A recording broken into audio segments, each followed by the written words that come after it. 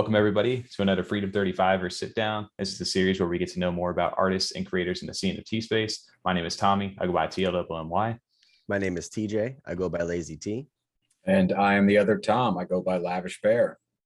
And tonight we're joined by the founder and creator of Adanauts, Brrrbon. Welcome on. Hey guys, thanks for having me on. I appreciate it. Yeah, Welcome on, man. I'm pumped. Definitely. Yeah, we're excited. We get a throwback to an OG project we've been following since I believe maybe October of last year. So we're excited to have you on tonight, man. Well, for me, seeing the Overlord back in November, I've just been hyped ever since. So I'm excited to have you on for sure.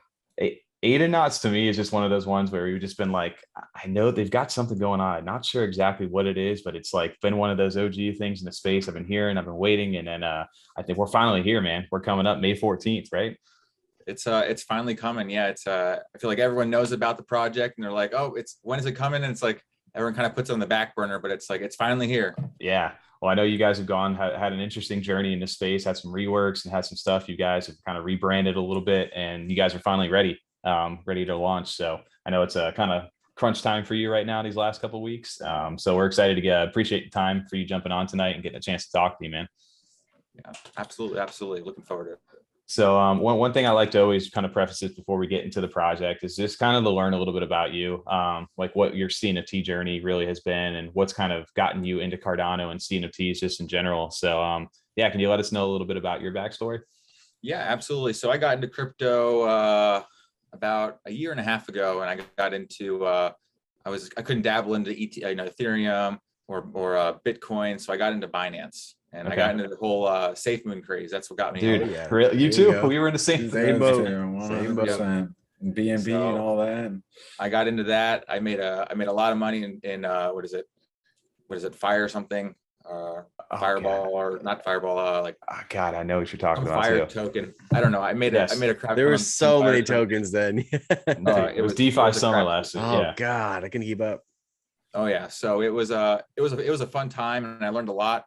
But then I got into all these Telegram groups, and I hated the community. It was always toxic. It was always like, buy now, buy, all about, floor price or stuff like that. And then I have one of my friends, he actually created a token with some other people, and asked me to kind of help on board and kind of understand a little bit about, what I could do to help in the space and maybe do some artwork and stuff like that. And I made their website, and I learned a lot about kind of behind the scenes of like what devs do and what's going behind it.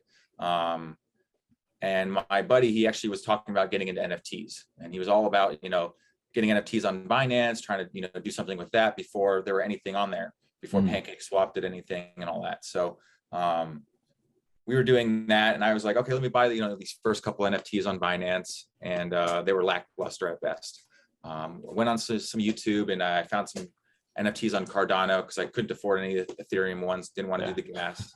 Solana, I couldn't do Solana because at the time I didn't have a computer. And I didn't want to buy a computer just to do the wallet for Solana. Yeah. So I was like, all right, I got to find something that's mobile friendly. And then at that time I could do everything with the Yoroi. Yep. Good old Yoroi. Places and all that. Yeah. Minting. But getting into that was kind of, and Discord was kind of my first time. And I pretty much fell in love with like communities that I joined in early. I think the biggest challenge for me coming from the Binance space was trusting people, trusting that I'm going to send my ADA to a random address on a website or on Discord, and I'm going to expect an NFT back. Yeah. That is nerve-wracking for sure. Like, are you for sure it's going to come back to me? I mean, is this going to happen here? I mean, I don't know. I know exactly what you're talking about. I was trying to how long convince does it take too? Like, it's gonna take like about 2 or 3 days. Just wait for it. Yeah. Oh yeah. I was trying to convince people to come over, and they're like, bro, your money's gone. Like, it's not coming back. No, don't say that. That's horrible. I know. So you got your start over on the Binance. I didn't even know Binance, like I didn't even occur to me, like when I was looking into Cardano, what Binance NFTs looked like over there. What platforms were you using back then? Do you remember? So they weren't on any platforms. Like you couldn't sell the NFTs. Like if an NFT came out, the NFT creator, the dev had to have it like their own marketplace. Oh wow. Or there was like some really like underground marketplaces that looked really sketch. Yeah. So I joined on this project, Little Ghost, which was an amazing Binance project. and they're still, you know, chugging along, but that was kind of my first glimpse into NFTs. Nice. So the Cardano model kind of got you in once you started to mint something. Do you remember what your first mint or anything was, or like timeline? So I saw a video about baby monkeys, and that's what was my first purchase on secondary, was baby monkeys. And then I saw Cardano trees, and I fell in love with Cardano trees. And I bought a lot of Cardano trees. Nice. And I think my first mint was pumpkin cats. Pumpkin cats. I don't know if I heard of that. That's not even one that I had ever heard of. Yeah, I'm a huge fan of cats. And are you? Yeah, I'm a big cat guy. And I saw this NFT, and they said that 15% of or I think it was like 10 or 15% of the mint price was going to go towards, you know, helping cats in shelters. And I was like, this is awesome. Like, I'm going to do it. And it's only like, I think 100, you know, in the mint or whatnot. Yeah. The project never took off, but they donated the money. I still own the cat. You know, I love the project creator is still very friendly and still does like small mints for donations. And that's cool.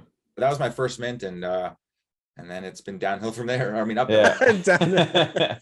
I feel you on that. Tom's a big cat guy himself. You'll hear him every now and then in our episodes. You'll get the cat trying to jump onto the keyboard, right? I have a cat for sure. He definitely likes to stand there right at the screen, staring exactly into what I'm editing. Just like a good third of the screen while I'm trying to like make our thumbnail for the week, and he's hanging out. So biggest fan. So I learned a cool trick online that if you get like a mini computer and you put it off to the side, the cat will look at that and kind of mimic you. Really? Realize that you're staring That's at interesting. Dude, I'd never have guessed that at all. I just saw your cat right behind when you were talking. He had just jumped off the bed. Yeah. So it was dope. And also shout out to that sign over your head right there. That's just another thing hanging over your head. I like that. Every day. Right. So it's interesting. So you kind of started kind of same timeline as us. Cardano trees, from our journey, we've talked about it, is also one of the ones where these guys started to think that I was not crazy anymore after minting those, because I had minted one of the super rares back in the day. So that kind of put me back into, you know, some new projects from there. So these guys kind of jumped in, and our timeline was like that August or like September, and then eventually we started the podcast in October. So getting into it, Lovelace CNFT was a project that I just, you know, was following at the time. And he had some stuff going on. And then, you know, Adanauts I started seeing the word Adanaut coming into that. And not really sure. It was just another project, just kind of keeping an eye onto it. And then shortly after that, you know, I saw some clay reveals that had started to happen. And then I saw your name kind of pop up. And then from there, it was kind of on the back burner for me, and just kind of waiting. I didn't hear anything really else outside of that. And then we started to get some like little updates here and there. But can you kind of explain? I wanted to kind of go through the journey of maybe where Adanauts started at for you, especially how you got into it, and then where we're kind of sitting at now. Yeah, absolutely. Well, Adanauts started for me when so I got, you know, into the CNFT community, and then I was looking, how do I make trades? I want to trade with people, you know. And so people are saying, oh, you got to join these escrow groups, and these people, someone you give them the NFT and someone else gives them the ADA, they make sure everything's right and they give it to you. And I'm like, is it trustworthy? They're like, yeah, join X, Y, and Z, and Lovelace's escrow group was one of them. Yes. Yeah. So I hopped into that, and I was like, oh, cool. And one random night in the middle of the night at like 2 a.m., I woke up because my cat was bothering me. And I looked at my phone, because at this time I was super addicted of like what's minting, you know, and everything at that time with minting was always selling, you know, hotcakes right after. Everything. So everything was. So I was minting pretty much anything and everything at that time, and until the gingerbreads. Me too. I got that one. So at that time, I was always looking at my phone. My wife was like, "Are you fucking serious?" Like, sorry for cursing. Oh, you're good. That's fucking cool. Good. No. She was like, why are you looking at your phone? I'm like, because I'm making money right now. And Lovelace was minting those. I think it was like the first promo token at the time. Yep. And I was like, oh, okay. I don't know what this is about, but 8 ADA, I'll buy it. I think the next day, I was really liking Clay Nation a lot, but I think ADA was like close to $3 at the time, and I really couldn't afford spending about $3,000 on a Clay Nation. I think it was like 1,000 ADA floor. Yeah. And so I said, well, I have a whole bunch of clay in my house. My wife and I were both, very artistic. We do a lot of projects for our family members. We like to create things instead of buy things. We think it's more meaningful. We do like these, we did this like clay cards, like a card like you give someone, but it would be in clay, so it'd be more permanent. That's awesome. Like some kind of like that's neat background thing on there. Yeah. So I had a whole bunch of clay, and I was like, well, let me see, this clay nation doesn't look, the most difficult thing. Let me try to recreate one. And so I made my own version of it. And then I was like, oh, this is pretty cool. And then all my friends on Binance, I was still at this time, trying to convince them to come over to Cardano. And I was like, hey, let me make you these cool avatars so that maybe you'll get into NFTs and come over here. And I asked them, hey, tell me what, traits and things you want on yours. And so I made each one of them their own, avatar. I shared it into the Lovelace group. Like, oh, these are some, fan art I made. Lovelace reached out to me and was like, hey, man, I've been looking for an artist for a while for my project. We haven't really found one. I think with the clay hype and what you're doing here, what you have here, this could be something interesting. Yeah. And it's essentially how it started.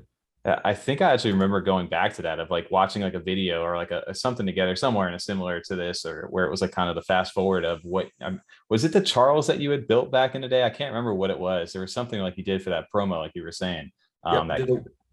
Sorry, the one that you have right now is the Charles one. Yeah. So. Okay. Yeah. And it was cool to see like the backstory. I was like, wow, that's so different, because obviously clays at that time had just taken off, like right after they had launched in September. So they were riding off that hype. And then to see something different, it was obviously still clay, but it did a completely different style. Right. And then the alien theme kind of came with it too. Can you give a little backstory on that? Because how an Adanaut, because originally I was thinking like, because Lovelace used to have like the astronaut logo over there, and then we saw this. I mean, it made sense with like space and stuff like that. Was there always planned to be aliens, or how did that come about? No. So the original plan was supposed to be humans, aliens, and robots. Okay. So I had originally created a whole set. I was probably about 60 to 65% done with the whole project. Wow. In like December, like the beginning of December. And then we got some feedback saying that, hey, the design might be too similar to Clay Nation. We didn't want it at that time. There's a lot of pushback between, derivatives of projects. People wanted to keep original. And so we kind of realized that maybe being a little bit more creative with this, and really, taking the time and not like trying to do something a little bit different. So that's kind of where we saw the aliens that I had made, and kind of said, hey, let's just shift off of this and just kind of really focus on the aliens and build a story around that. Yeah.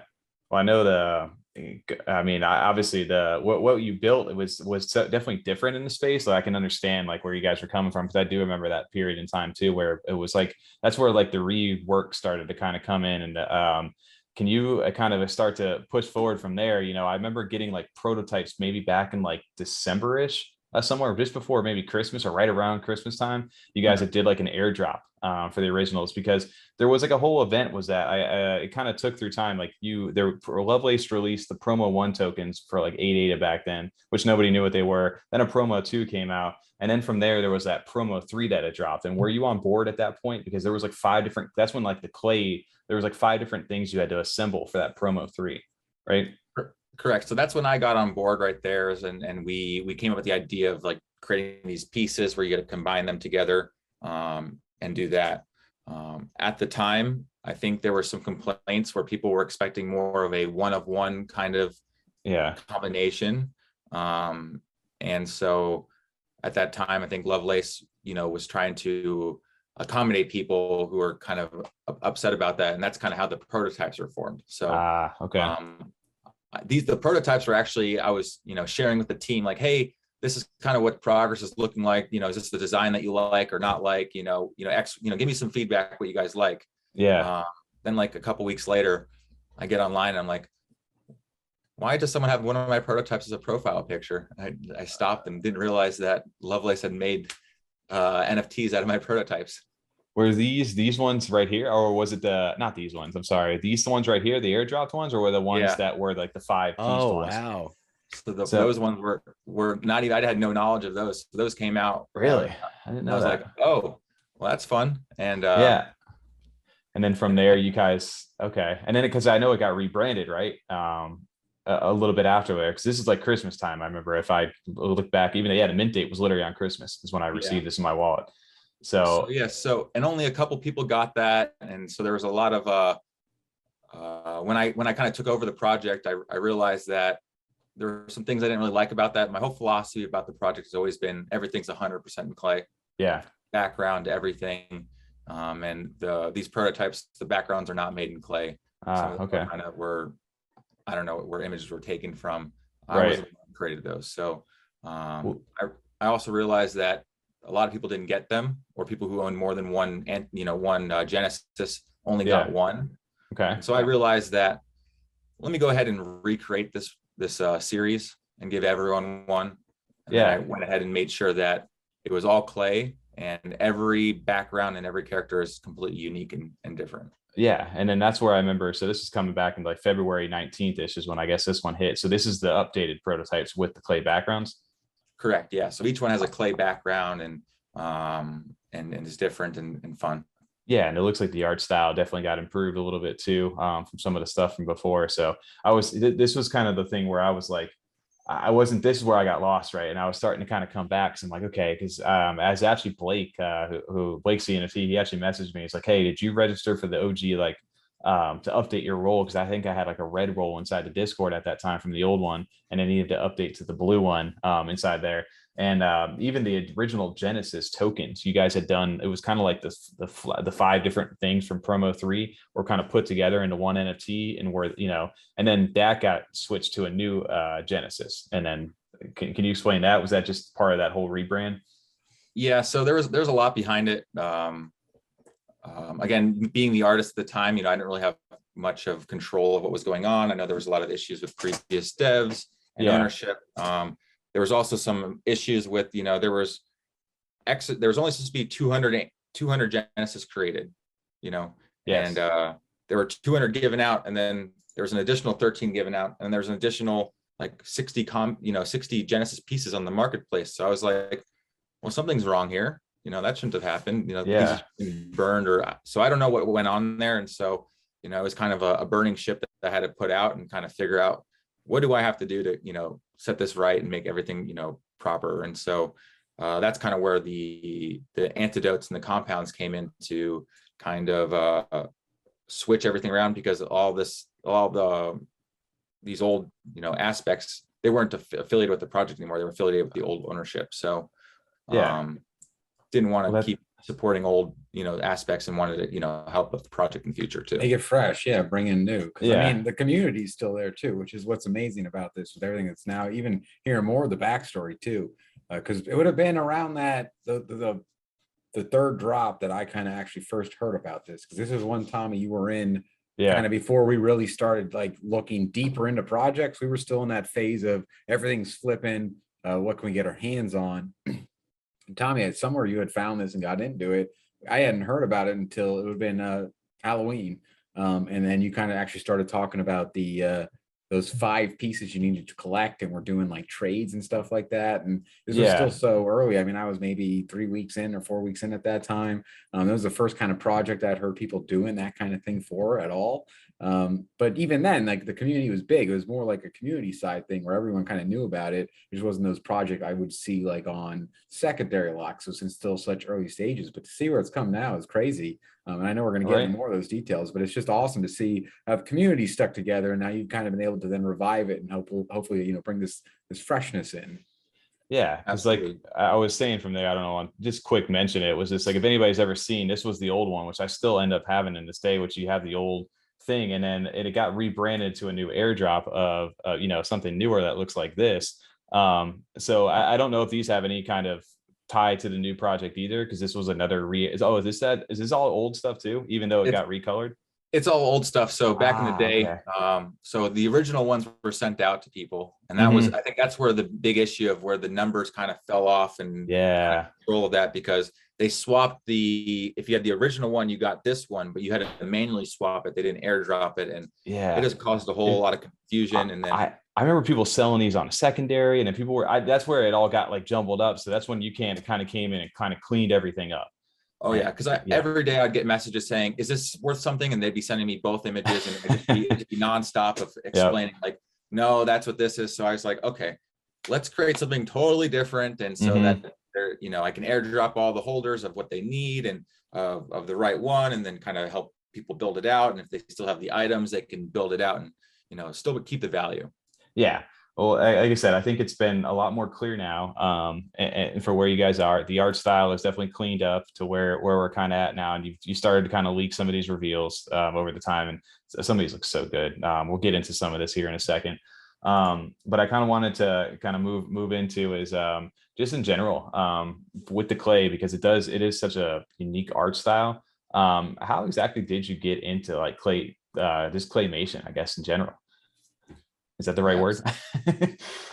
I wouldn't say so. I'm not really the biggest, you know, sculpting animation, you know, stuff animation. Yeah.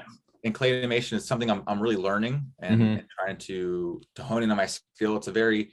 It's an art skill that's not really used much. You know, people have moved on to newer technologies, and so you know, it's or different. You know, looking at like, you know, like Wallace and Gromit. You know, they use latex instead of clay, and so do they really?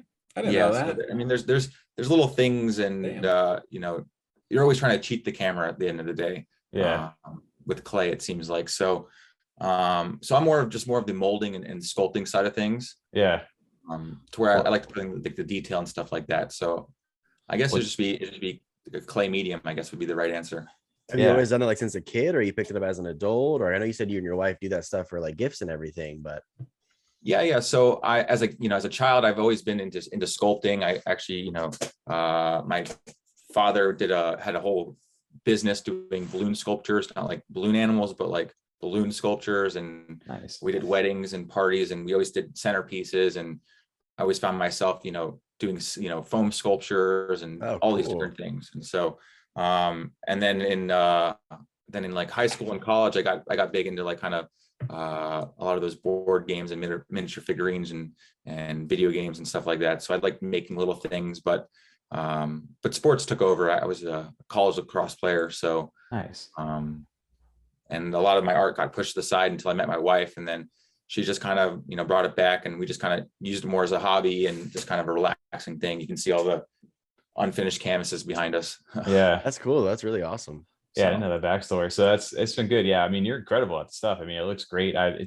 can't imagine how hard it is to get the details right with clay. Like let alone like, I remember playing like Play-Doh and stuff as I was a kid, and I was terrible at it. So like to see what you're doing here, and it looks good, right? You have to compete with some of this artwork that's hand drawn or 3D layered and stuff now, and to put, you know, to hold a candle to that stuff with some of the stuff you're building, man, is insane. I used to be the kid that made like the clay spaghetti. You use that little thing, you squish it down, and it'd come out the other side. That was my extent of like clay art. The Play-Doh. You squish it in there, and the spaghetti would come out the other side.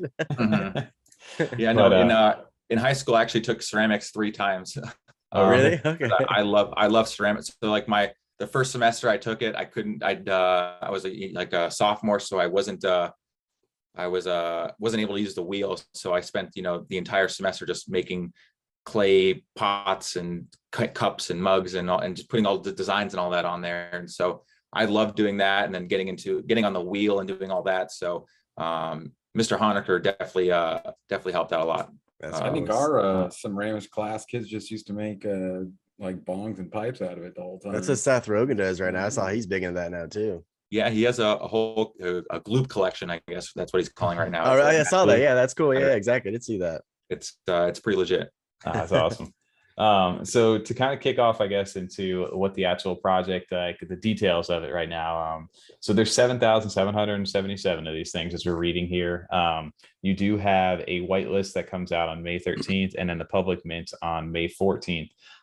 Since then, like you said, you've kind of rebranded some of that old stuff and have brought in these antidotes and these compounds, as they're calling them right here. Can you kind of give a little bit of backstory to what these are and how this whitelist works, and like where this kind of inspiration kind of came from?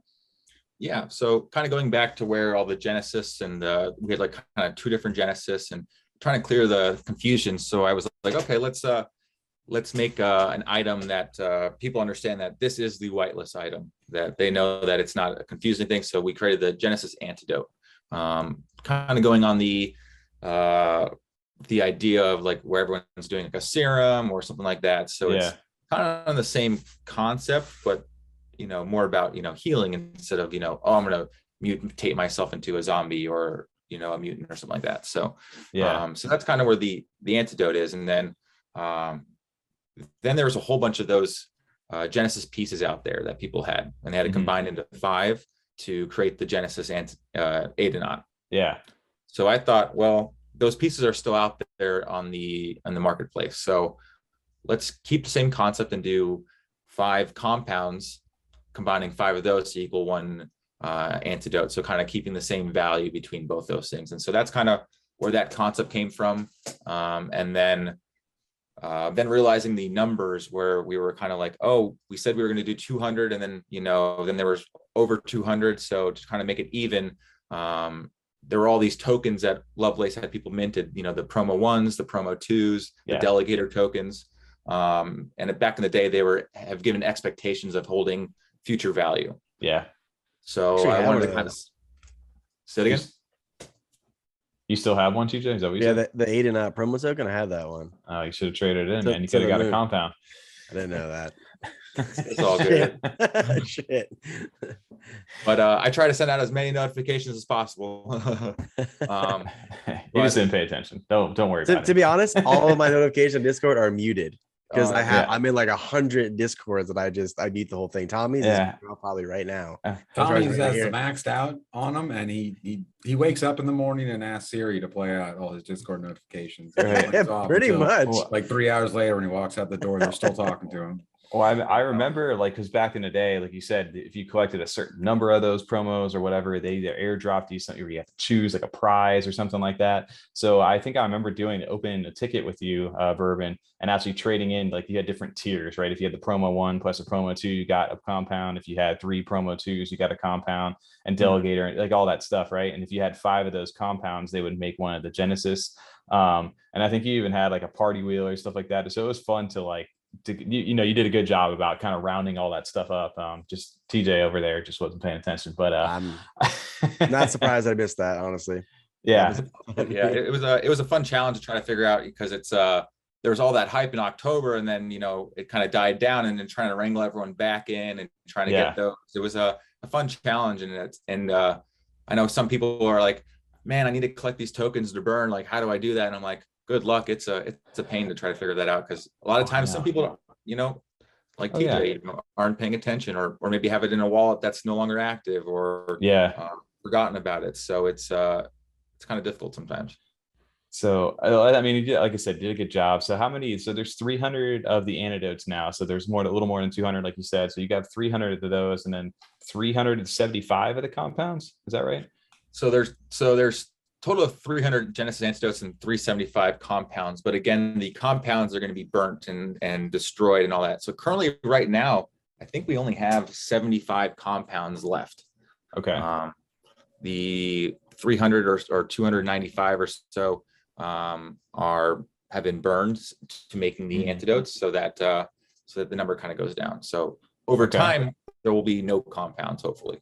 Right. So eventually everything's kind of transitioning to this Genesis antidote to have future value. So I know the initial value right now with the project, like you said, the whitelist is coming out on May 13th for 60 ADA, and that it gets you into the actual whitelist by holding one of those Genesis antidotes, right? That is correct. Yeah. So we'll have a snapshot taken, I think, an hour or so before the Genesis mint. And then at that point, you'd be able to mint up to 10 in the 24-hour span. Oh, awesome. Okay. Nice. And that's good to know. And are you guys how's the mint actually working with you guys? Are you guys have you announced any of those details yet? Or is it more so going to be using some sort of a whitelist option, or is it going to be kind of sent to address or NFT maker or something like that? Yeah. So we have Pickle Squad as our devs. They are also the devs. Oh, great. Wow. Space Ape Club. Mm-hmm. They're also doing Nifty World and Pet Bots and Aping Riot Club. And so they've definitely made a name for themselves and have definitely gone through a lot of trial and errors with their minting process, and I feel really confident with what they have. Yeah. Nice. Okay. I saw that. Actually, I remember joining one of the Discords. Maybe it was even in the Lovelace back in the day, and seeing the Cyber Pickle publishing. So, all right, that's cool to know. And then eventually, like you said, after that 24-hour period, then it opens up to the actual public mint, which is 80 ADA. And that's and so basically, is that just left over for whatever's remaining, or is that meant to be a certain cap limit with the Genesis holders? Yeah, I guess what would it, if everyone maxed out, would it be 3,000? Yep. So if everyone maxed out, it'd be 3,000. And so then the remaining would go into the public. So let's say only 2,700 or 2,800 got minted out, then there'd be additional 200 for the public. Cool. Okay. Well, that's good to know. And then from there, so once those go out into the open, they're going to mint the Genesis, the Adanauts, right? And then I've seen some previews, and some of these you've kind of leaked. These are some of the newer ones, which are really cool looking. So can you give us a little bit of background on these? Because there's seems to be different like types of aliens. Some have like the big eyes, the different body shapes. Is there do you have different sets of these, or different, I guess, body type? What are the traits and things like that? Yeah, absolutely. So we have kind of 7 characters. They're all, I guess in the prologue it'll kind of hint more, but at the end, I guess I can say some more because that'll come out here soon. But essentially, they're all astronauts they're all Adanauts. They're all astronauts, and they all got sucked into this wormhole, I like to say, and got put into this parallel universe. And they're all kind of meeting all together and realizing that they're kind of stuck in these unwanted alien bodies. So the goal is for them to escape from their current prison and to try to find their way back home, and also try to find ingredients on how to make themselves back into humans. Okay. Yeah, I think I remember reading like some of the lore prologue entry where like they like got through like a wormhole and their bodies got like transformed and like like skin and stuff like that. So that explains a little bit about why some of them are all different shapes, and some of these have the crazy eyes and things like that. And then like each character is going to have some kind of unique trait to help them kind of explore or navigate the world to collect items, and that's going to kind of connect everything throughout the project. Nice. Oh, wow, okay. And how'd you kind of come up with this stuff? Was it all just inspiration from anything? Was it just like you were just playing around with it and they're like, these look good? Or how did you kind of come up with the background of this? For the characters, or just kind of the concept of just everything? I guess the designs and stuff like that. Yeah. So first, I'm a big fan of kind of innovative projects, kind of doing different things. And there's a project on Ethereum called Stoner Cats. Are you guys familiar with that one? I've heard the name. I don't necessarily know if I'm too familiar with that, what they actually do. It's a project run by Mila Kunis and Ashton Kutcher. They have a huge group, and they kind of do this whole animation story where the community actually picks kind of what happens with the story and things like that. And they kind of have a whole project and team that kind of makes that. And I thought that's a really interesting concept. And I kind of wanted to relate something kind of particular with that. And in this space right now, it's kind of unknown what we can really do, especially me being here in the States. I don't really know what's going to be legal or what's going to be labeled as what in the future. And so I'm trying to figure out ways to make sure everything is done proper and not, because I don't really know staking. What's the regulations on staking going to be? What's the regulations on, doing tokens, tokens and all this. So the idea is that the story that the community is going to kind of pick these characters, where they're going on the story, and kind of their title. So like if you look at the doctor here, he's going to have a title of like first responder. So you're going to say, hey, and the doctor's name is Dr. Mantis, the brown guy here. Nice. Dr. Mantis, we want him to be a first responder, and we want him to go to the forest. So essentially in the story, I'll be picking, Dr. Mantis will be one of the first responders going to the forest. And if you own Dr. Mantis with that certain outfit, you'll be getting an airdrop of the item from the forest. Okay. I got to ask where Dr. Mantis comes from. Is it just because it's a praying mantis thing, or? I have no idea. Someone in the community decided to vote Dr. Mantis, and the community agreed on Dr. Mantis. Well, it's Always Sunny in Philadelphia, that show on FX. Danny DeVito, that's kind of one of his alter egos that he's developed through like the seasons, where he plays Dr. Mantis Toboggan whenever he's playing his doctor character and they're scamming people. So that's a fantastic name. I love that. I think that's where the inspiration came from. Dr. Mantis Mantis sounds great. I love that. But Dr. Mantis is fantastic. See, I didn't know any backstory to that. I'm over here looking at the eyes. I'm like, it kind of looks like praying mantis eyes a little bit. Yeah. It's just a good name. Mantis sounds so fantastic. Yeah. Well, that's interesting. So they each different types. So there's going to be different resources through these different areas or planets or where they're kind of traveling, these different Adanauts. Correct. Yeah. So it's going to be on this, they're on this planet, and they're going to be kind of, the community will be picking, you know, hey, these guys are in the city. Should we tell them to go to the mountains or to the beach or to the forest? There's these different items there. And so holders are actually going to be trying to create their own antidotes or serums. Okay. And by collecting different items. And so by holding Adanauts and kind of telling them where to go can kind of give them a higher percentage of getting these items, if that makes sense. Okay. So are these some of the spell? I'm just over here scrolling now too, because I've seen these. These are really cool. Looking, you have like the angel and the devil. Are these special characters inside the story? Or are these going to be kind of what happens if you transform or if you let your things go? Like what are these kind of inspiration behind these? No. So at the end of the day, each character is they're in an unknown territory and they're not really sure of how to blend in. And so they have all theyese different personas that they're going to be taking on. So like, let's say he's being a doctor now, and then maybe next chapter he's like, hey, I'm a soccer player. You know, it's like they're changing their personas, and so each character is its own persona. So okay, and their way to navigate through this world, I guess I like kind of like adapting to their environment in a sense, so they're changing when they have to be. Okay, it's like they have like a magic closet to where they can pull anything out, and they could be like, all right, I'm a police officer right now. You know, you know, things like that. So that was one thing that I kind of was reading about a little bit, is how you kind of want to give the NFT, like the owners, kind of control over what their like customization of their NFTs.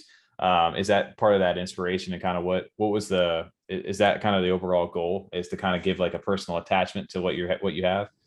Absolutely. Yeah, that's ultimately the goal. And in art too, as well, is to, you know, when you look at a piece of art, do you hate it? Do you love it? You know, what kind of an attachment do you build towards it? Mm-hmm. Why would you buy something that you want to put on your house? You know, what does it resemble to you or relate to you by? So personally, that's kind of the concept I wanted to go. But and I really like the project, the art by Joseph, how he's doing doing kind of that same kind of aspect in his art style. So it's kind of the same ideology of where I want my holders, you know, to, you know, who are invested in the project, who've been with the project, to, you know, they have their serum or their antidote, and they take it, and it's like, it's them, they're the one who's going through this wormhole. So it's, so when you look at the antidotes or the serums, they're going to have a success percentage. Okay. So I think, I think you can click on the antidote or whatnot. They'll have a success percentage on there. Okay. And the success percentage is going to say, I think if you go to JPEG, you want me to go to JPEG and pull one up? Okay. I did not realize that inside of metadata when I was looking inside this. By the way, the floor in these things is insane right now. These are all airdropped to everybody too, right? And then the art for those, did you actually make that little bottle, or is that something you've now learned to do kind of through a Photoshop as well, kind of to adapt like a clay art style? Because that's also interesting. So everything I do is nothing's like Photoshop or like Blender or anything like that. So I made this. Actually, have it. Was that bottle actually made out of clay? Because it's got like the glossy. That's so good. Very cool, man. That's amazing. Hold on, I got to get that a bigger. Let me on screen share. Can you bring that back up one more time? I want to focus that. That looks. I 100% thought that was done in Blender or something, and just had some sort of effect to it. That looks so good. That came out great. Oh, bam! Right there for anyone doubting, for sure. There it is. There it is. Even the top for the syringe too. That's wow. Sick. Okay. So good. Yeah, that's amazing right there. Because I was wondering, because they had like the glossy kind of effect of the bottle. So I was like, wonder if he just kind of had a bottle, kind of painted it, put the clay top on. It's all about the shot, man. He set it up perfectly. The lighting, everything. I have the lighting and everything like that. Yeah. It's it took a while to find translucent clay. I'll put it that way. Yeah. Well, that's amazing right there. I didn't ever notice that. Well, that's I also really cool. appreciate, like you said before, that you have clay backgrounds. I really appreciate that you even took that little detail as well, to have a clay background. There's not a standard like color back. Nothing wrong with that, but I like that you went the extra mile for the detail. It's more impressive, man. Like the clay texturing, even like, because me and Tom, like, or when Tom was doing all the thumbnails for us, we were like doing like clay stuff. And if you notice, even our backgrounds right now, they're like with a clay effect to them, right? You know, and it just looks good sometimes on stuff. So it's really nice to see that. So like you said, you were going down there. So they have percentages over here for success. So this one has 100% success rate for the Genesis antidote. Is that for all of them, the Genesis? Yep. So all the Genesis antidotes have 100% success. They're in the prologue, it kind of says a little bit about them, that they are, you know, the super aspect, the all healing aspect of the Genesis, or the Adanauts. So so they are kind of highly valuable after the project too as well. So when I say success, it kind of means that I'm gonna have a list of traits and different traits, and so essentially you'll be able to kind of pick the traits that you're wanting at 100% success rate. Okay. Into crafting your own human Adanaut in the future. I've noticed in some of this stuff right here too, like there's the patches. What are there, different patch numbers and things like that inside of there? So there'll be different patches that will also affect rarity in the future as well. So if you have a certain patch, patches will also be like if you gathered all the top tier items to make the top tier antidote or serum available to craft, you'll get a certain type of patch and things like that, and stuff like that. So going back to the compounds, then those are a little different on the other side of this. Those are not 100% success rate, right? No. So at the end of the day, the compounds are purely just for combining any 5 of them to create a Genesis antidote. Okay. I didn't want to do the same one color, one serum for everything. Yeah. You know, I wanted to spice it up a little bit. So why keep it boring when you can do that? For sure. Yeah. Like, you know, go all out. It's your little project. Absolutely. So I did 25 different colors. Oh, okay. Then really spiced it up. All right. Yeah, there we go. Giddy up. So the loader here, that's what I wanted to say. How did you, these are so impressive too. So this was all clay, like neon clay and shit. Was this, did you use like different lighting and stuff to get all this stuff, or how were these done? So yeah, so I did different lighting. There is some Photoshop in this, so that it's not each clay piece is kind of Photoshop, but I did do different color lighting to kind of give a little bit more of a different glow effect. Yeah. Well, even this gives that chemical like neon though. That's what you want. That kind of like radioactive, like the green. Yeah, for sure. Oh, that's so there's 25 different colors. I did not notice that. You don't want either. Like Kool-Aid spilled or something. You want to kind of that like, like some experiment like Dexter's Labs going on. Yeah, there you go. You want to see that radioactive glow. Yeah, exactly, for sure. Oh man. So the goal with these is for anybody to collect. So you said there's what, 95 of them left over after the ones that have been burned? There's 75 that are left. 75. Okay. So, and anybody holding those, is the goal for them either to kind of sell them off or to get them into the hands of somebody to combine all 5, or will these have any kind of utility if somebody's holding on to a single one outside of just holding on to it? So at the moment right now, it's the only utility with these if they combine all 5 into gaining a Genesis. So if someone wants to hold on and wait for months, and someone's got 4 and they need 1 left, and then they're going to be a hard bargain. And that's the game they play. But but at the end of the day, they're probably going to be about 1/5 of the cost of what the antidote is. Nice. Okay. Yeah, that makes sense though. So yeah, so those antidotes are really rare then inside this thing. That's really interesting to know. So if you don't transform, so there's no other way to transform your actual Adanaut itself without an antidote? Correct. Yeah. So so it's going to be, so there's going to be 2 things. There's going to be actually 3 things. There's going to be an antidote, a serum, and a radioactive serum. Okay. Okay. So the antidote is always going to have the highest success percentage. Okay. A serum is going to be more of like a backyard, crafted, items and ingredients, and it's going to have a lower success percentage. Okay. So it's like, I'm not saying that when you say, hey, I want to have green eyes, you might get red eyes or brown eyes or something like that instead of getting the green eyes, things like that. So they won't radioactive ones. Say it again. I was gonna say they won't not get anything. Like they turn in a serum and it just doesn't do anything. It's not like nothing will happen, right? Correct. Okay. Yeah. So something will happen. Their success percentage, let's say it's a 30% success percentage. So they have a 30% chance of getting what they wanted. And I'll have a whole kind of system in play behind the scenes of how that's going to roll out. And essentially the community will be picking the rarity too. So okay, well, that's interesting to know. And you have sense. How will the serums go? I know we haven't really seen any of that stuff. So that's all in the works right now of how those will be eventually released. Yep. So again, as the project goes on, we're going to have chapters. And when these chapters get released, these characters again are going to be in different places, and they'll be getting an airdrop item of like, oh, in the forest, I got airdropped, let's say a piece of fruit, right? A mango, right? Yeah. And in the serum, in one of the serums, it says, hey, you need 1 mango to add to the serum to create this serum. I love that Yeah, idea look how right in there. depth that went. That's cool. Yeah, I that's also great. like it's kind of playing back to even just the roots of the project of like having like 5 different pieces to collect to build something. So you're doing the same thing in your own way now. Mhm. That's really cool to know. So it pays to pay attention to what's going on inside the story, because that's going to kind of build you these different serums, different the radioactive things to eventually transform your Adanaut down the line. Yeah, Uh, TJ, pay attention. I was gonna say, yeah, did you take notes on that one, TJ? Start paying attention. Turn Discord notifications on. Yeah. Yeah. That's really cool, man. So it's just very well thought out. And I know you've had some time now to basically get this going. Man, this is exciting to know. I didn't really, I kind of was somewhat in the know of what was going on, but didn't really know the in-depthness of where you were going with that. So that's really cool to hear. And then I know a lot of people are asking kind of too, like everybody always asks, what's the roadmap? What's the roadmap? I did appreciate on the website of kind of like, there are no roads. You guys kind of are being guided, kind of by the community. Is that kind of how you expect this to kind of go? Is community is going to kind of take hold of this and we're going to adapt to what they want? Yeah, absolutely. I mean, at the end of the day, in this space, I feel like a lot of times people put, roadmaps of like really high expectations, like, hey, we're going to create an animated video and we're going to get on Netflix. And, they put things out of perspective that are not really obtainable. Yeah.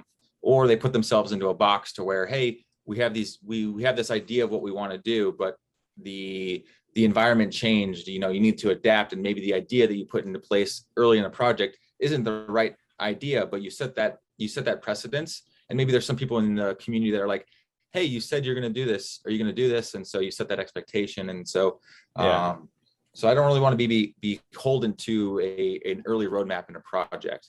Okay. Letting it grow, letting it advance and evolve as it goes. Yeah, I appreciate that. And like I said, the way you don't overpromise anything, and then that way you underpromise, over deliver, right? Yep. With that, and we do have a little plan here for season 1, kind of going through like the story and kind of the antidotes and stuff like that. So we have things going, but as a long term and as what it could really grow into it's really unknown. Yeah, well, that was kind of going to segue right into one of the last questions we have here was like, what's the plan after the release, right? Like, because usually that's the time where everybody kind of gets in, gets out kind of thing. But this seems to me like it's way more personalized, which I appreciate. Absolutely. Because you get more of an attachment, right? You're not inclined to just dump it off and get out of it. You want to build and continue with the story. So what can anybody expect after, just kind of immediately what to kind of look forward to after the release and everything happens? Yeah, absolutely. So when we do mint the project, we are going to do a reveal style. So it is going to be reveal style. Okay. So nice. I went to school for psychology, and I love the how to build an emotional attachment and kind of things I see with different blockchains and sadly right now some people they mint and they try to get something really rare, and then if they don't, they drop it for lower the mint price, and that can really affect the project. And so. Yeah. I've seen other projects on Cardano do a reveal style and do very well, but then you also see it on Ethereum a lot. Yes. And so I think kind of doing something like that to try to will be a little bit different and a little bit more of a guess and check with that. Sorry. It just builds up more anticipation too, like to see what you're gonna get. I like that. Well, I think you said it builds the attachment there, because now it's not like the initial like hopium or like the excitedness of everything of like, I'm getting a new project, what am I gonna get? Yep. And if it's not what I expected it to be, I'm out of it and I'm moving on. Like here, it's like, okay, now you've got me strung out. The initial like impression is kind of down. I can kind of level myself out and like, okay, like now I'm in this, right? And then once they see it, yeah, that's a unique way to do that. I know I've seen a couple projects do that. But it's not too common over here on Cardano. So that's really cool to hear that you're doing that too. So the next thing is that, and the next thing we have is like, we have our chapters. We're going to have our continuing storyline going on. So it's going to be every 2 to 4 weeks, we'll have a new chapter coming out. So when people are saying, hey, what's next? We have a next chapter, we have a, progressing on with the storyline. And then the next thing is then people gathering all these items to craft formulas for antidotes or serums, and then the next thing would be turning those into their transformations. So there's kind of a lot of things planned ahead. It just takes time. Oh yeah, well, absolutely. Well, that's dope to hear that, man. And I don't know how long are people going to be waiting quite a bit to get to the reveal, or is it going to be not too much longer after everything mints? I mean, so there's a couple things, it's personally, I don't think like a really short reveal is very well, it's like, oh, we minted out and it's like 2 days later we reveal. I don't think that's really, so it might be like a week and a half, something like that. So okay, well, that's interesting. Along. Yeah, for sure. Well, get you going on there. One of the last things I wanted to highlight over here is just the team here. Like you said, you're an OG inside the space, and not just you. You have OGs either advising or part of the team to help guide you over here. Big names, obviously, most people will kind of recognize inside the community is Fettuccine, Cardano, Robin, and maybe some of the other ones. These are all these guys all came in recently, past week. Yeah. I just, by the way, also this Cardano Robin clay. That thing is so sick. It's so good looking, man. I really appreciate that. But can you guys, you're built, you're not just, I know you're doing a lot of this on your own, but you've got a great team kind of behind you to help guide you. Can you kind of just explain, because this kind of was how like the Lovelace thing originally, they had like a bunch of different people inside the community, and you kind of transitioned this back into this project. I know Robin has been a lot, very vocal inside the community too. Absolutely. Well, yeah, this community, this project essentially started before me. So a lot of these members were part of the Lovelace escrow group before I was aboard. And it's kind of progressed, and we got into like, the space apes and all that. And so now it's kind of, now with me leading my own ship, it's still have some OG members that are on board. The first two that are most recognizable are Fettuccine and Robin. Fettuccine is more focused as an advisor. Giving suggestions, advice, if I need some feedback or to bounce something off, he's a great person. He's so much experience in this space that it's really great to get some honest feedback back from him, who knows what's going on. And Robin has gone above and beyond. He is my go-to guy. He is shill master shill. He is everywhere and anywhere, letting people know about Adanauts, and he's a big part of this project, and I can't thank him enough. He's been any questions on my mental breakdowns, everything like that. He's been always there helping me out. So I'm really thankful for him. That's awesome. And then we got a lot of OG members too. So yeah, well, that's awesome to see. And again, you recognize a lot of these guys throughout different communities and different projects as well. So you got a great team behind you, good advisors, and I'm excited too, because it makes me more hyped up to hear like the customization and the personalization of it. Because I think you do lose sight of that sometimes, especially in a space that moves as quick as it does. Like everything's changing from one week to the next, and you can't keep up. So to have something that you can kind of attach your character to and your personality to, that I'm excited for that portion of this. And the art is dope, man. It's something different. And just a strong community too. I mean, Tommy, you owe a lot to them. That's where you got your So Kong, I remember Kong's alpha. Yeah, you were, told TJ he's an idiot, he should go to sleep, and then you stayed on for an hour talking to all the guys over there, and they were like, Adanauts are always on top of it. Adanauts are always on top of that. You degened hard right then. Yep. Yeah, the guys over there are some, like you said, OGs, and they've been around inside the space too. So, everybody knows about the 2500 club inside the space, but the OG Adanauts, they've got some good alpha in there as well. And those guys are always on top of their stuff. So it's a good place to be as well. Yeah, our community is a huge mixing pot. We have members from everyone and anyone right now. It's been all these OGs, and I feel like in November and December, a lot of people kind of found their communities that they kind of stuck with. To either be like the Boss Cats, or they're with the Kongs, or they're with Goats, or they're they're making their own communities and really sticking with them. But here at Adanauts, I feel like everyone's kind of like, oh, let's get back into being a big mixing pot, and I love it. Well, it's like, for me, it kind of feels like sometimes like kind of going back to that time when everything was kind of just getting started again. Nobody knew what was happening. Like everything was going, everything seemed like it was doing successful, and it was just a fun time to be there before everything got like crazy. So to see everybody kind of dial back in is always fun to stop back in there. And then kind of, just to kind of wrap up over here, just what we wanted to do is we appreciate you kind of jumping on. And for anybody who's looking to get, any more information before Adanauts actually comes out, where can they kind of find, what's the best place to find you guys? The Discord, I assume? Probably Discord, yeah. Personally, I'm finding that Discord is kind of a bottleneck for the CNFT community. Yeah. That Discord is, there's a lot of things that you have to be a part of the Discord about, and I know I'm trying to find another solution for communication and engaging with people other than Discord. I don't really like Telegram. Yeah, I'm the same way. I just know that our community is kind of getting put into a little bottleneck with Discord. And so if anything happens with Discord, a lot of things, we have a lot of verification and a lot of X, Y, and Z. And if that goes away, then, how can the community evolve? So, Ventrilo. Yeah, that is true. Yeah. All Just right. kidding. Yeah, no, 100%. Like it's, it is where so much happens. Obviously, there's been big news recently with Twitter. It seems to be for, at least it's not going to have any real effect on our community as far as our outreach or anything like that. But yeah, if something ever happened where Twitter or Discord decided to sell or go in a different direction and kind of kick certain platforms off or whatever, or hey, we don't want this, it's too much of a like gray area. We got too many people having scams and problems, and we'd really be kind of lost there. That is kind of a good point. We do have all our eggs in kind of two baskets, really. Yeah. That's pretty the crazy part. You never think about that. And that's why Telegram too, like you mentioned earlier, the B&B thing, that everything was in Telegram back then. And it's just a spam fest is what it felt like. That's the problem. Bro. Telegram's so weird though too. Like it also seems like people just use it to like deal drugs and hire hitmen. It's like all like untracked. It's very strange. It seems like old like Silk Road Bitcoin kind of like territory where, it's like, oh, you can hit me up on Telegram. That's where we share all this like information because it's not like on Discord and it's not like run by the man. It's I don't know about that.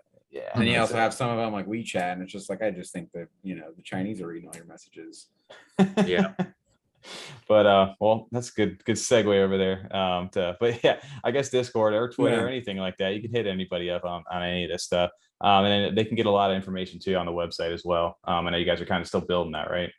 Yeah, I'm probably going to be updating that here tonight. It's on my checklist of things to do. Nice. Well, I know you got a lot coming up here soon, and you got a couple about a week and a half left to go before everything gets to launch. So we're excited, man. That we're definitely going to be there for this minute. I'm actually more excited now to kind of build up a character and look how to customize something, because that's something different. Like everybody rocks the PFPs and things like that, and now you can kind of your Adanaut can become your kind of online personality in certain aspects. So that's gonna be fun, man. And I didn't really touch about the radioactive serums, but there's going to be a very small amount of those. Okay. And depending on what, but it's going to be kind of cross project transformations. Oh, okay. Cool. Okay. So, that's a nice little tidbit at the end there. Just to anybody still listening over here. Yeah, you heard that here first. End, yeah. That's awesome, man. Well, we really appreciate it over here, Brrrbon. It's great to finally get a chance to sit down and talk to you. I know it's been months and months and months of kind of just waiting to see what's happened. I know we've kind of had a couple interactions, so great to finally officially meet you, man, and have you onto the show. It's been an honor, man.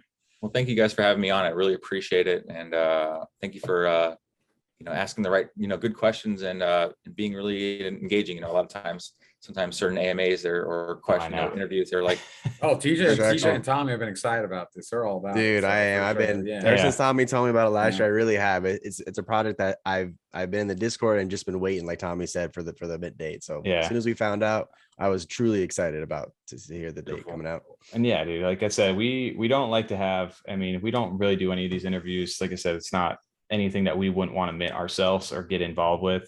So anytime we bring anybody on here, it's because we have a genuine interest and we're excited to see what you guys are building. So, and we're chill, we're not here to kind of drill you with questions. This isn't our style. We're just here to, learn about the project, and we're the everyday guys minting this stuff, just as everybody else. So it's been an honor, man.